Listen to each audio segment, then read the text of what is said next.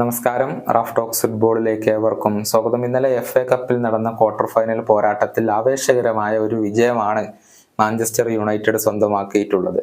സ്വന്തം മൈതാനമായ ഓൾഡ് ട്രഫോർഡിൽ വെച്ച് നടന്ന മത്സരത്തിൽ ബദ്ധവൈരികളായ ലിവർപൂളിനെ 3-4 ഗോളുകൾക്കായിരുന്നു മാഞ്ചസ്റ്റർ യുണൈറ്റഡ് പരാജയപ്പെടുത്തിയത്. നമുക്കറിയാം, അടിയും തിരിച്ചടിയും കണ്ട മത്സരം വളരെയധികം ആവേശകരമായിരുന്നു. മത്സരത്തിന്റെ എക്സ്ട്രാ ടൈമിലാണ് പിന്നീട് മാഞ്ചസ്റ്റർ യുണൈറ്റഡിന്റെ വിജയ ഗോൾ പിറന്നിട്ടുള്ളത്. ഏറ്റവും അവസാനത്തിൽ ഡിയാലോ നേടിയ ഗോളാണ് മാഞ്ചസ്റ്റർ യുണൈറ്റഡിന് വിജയം സമ്മാനിച്ചിട്ടുള്ളത്. ഏതായാലും ഈ മത്സരത്തെക്കുറിച്ച് ചില കാര്യങ്ങൾ ലിവർപൂളിന്റെ പരിശീലകനായ യർഗൻ ക്ലോപ്പ് ഇപ്പോൾ പറഞ്ഞിട്ടുണ്ട്.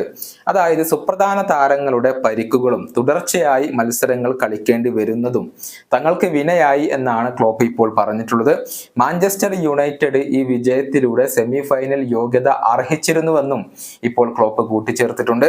അദ്ദേഹത്തിന്റെ വാക്കുകളെ goal.com റിപ്പോർട്ട് ചെയ്തിരിക്കുന്നത് ഇങ്ങനെയാണ്: ഇനി താരങ്ങൾ ഇന്റർനാഷണൽ ഡ്യൂട്ടിക്ക് പോവുകയാണ്. ആരോഗ്യത്തോടു കൂടി അവർ തിരിച്ചെത്തുമെന്ന് ഞങ്ങൾ പ്രതീക്ഷിക്കുന്നു. നിലവിൽ Luis Diaz, Darwin Nunez, Cody Gakpo എന്നിവർക്ക് പരിക്കിന്റെ പ്രശ്നങ്ങളുണ്ട്. മാത്രമല്ല 4-5 ദിവസങ്ങൾക്കുള്ളിൽ അവർക്ക് മത്സരങ്ങൾ കളിക്കേണ്ടി വരുന്നു.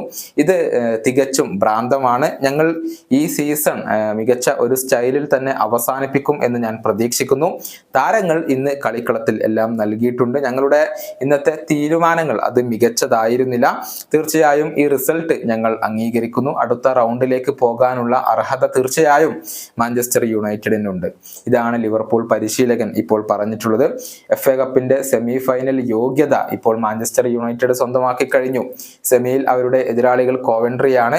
അതേസമയം മറ്റൊരു സെമി ഫൈനൽ പോരാട്ടത്തിൽ കരുത്തരായ മാഞ്ചസ്റ്റർ സിറ്റിയും ചെൽസിയും തമ്മിലാണ് ഏറ്റുമുട്ടുക. കഴിഞ്ഞ ദിവസം നടന്ന മത്സരത്തിൽ ലെസ്റ്റർ സിറ്റിയെ പരാജയപ്പെടുത്തിക്കൊണ്ടാണ് ചെൽസി ഇപ്പോൾ സെമി ഫൈനൽ പ്രവേശനം സാധ്യമാക്കിയിരിക്കുന്നത്.